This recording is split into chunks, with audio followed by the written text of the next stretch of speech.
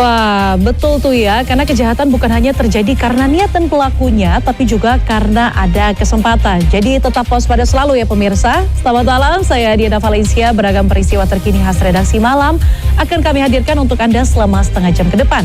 Dan mari kita mulai redaksi malam selengkapnya. Kasus bullying terjadi di SMP Negeri di Blora, Jawa Tengah. Seorang pelajar dikeroyok teman-temannya saat jam istirahat di sekolah. Sementara itu dari Jakarta, aksi sekelompok orang yang bermain sepatu roda di tengah kemacetan ruas Jalan Jenderal Sudirman, Tanah Abang, Jakarta Pusat viral di media sosial. Wah, dua aksi tadi, baik itu bullying kepada rekan ataupun teman kita begitu ya, dan juga bermain sepatu roda di tengah jalan besar begitu ya, itu tidak untuk ditiru. Nah, kita berlanjut ke informasi yang selanjutnya. Ini adalah kebakaran terjadi di Tambora, Jakarta Barat pada sore tadi. Belasan rumah semi permanen ludes terbakar dan kebakaran ini diduga akibat korsleting listrik di salah satu kontrakan. Informasi ini akan kami rangkum dalam Kilas Metropolitan. Satu orang tewas dalam kecelakaan maut truk tangki pengangkut solar yang menabrak warung dan juga minibus di jalur maut Tanjakan Kalijambe, Purworejo, Jawa Tengah.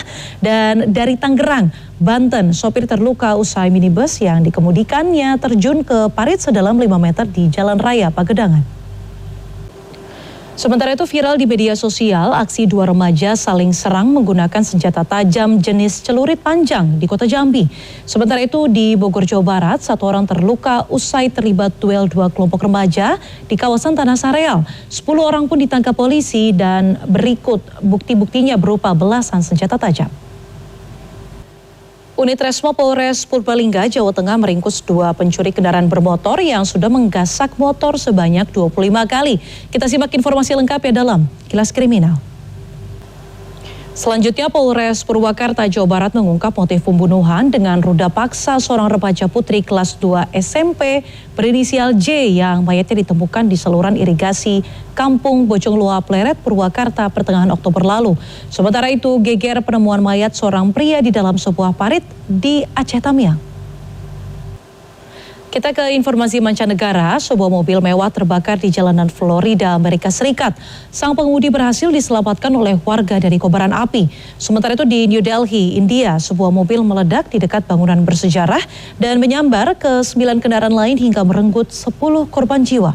Informasi selengkapnya kami hadirkan dalam International Minute.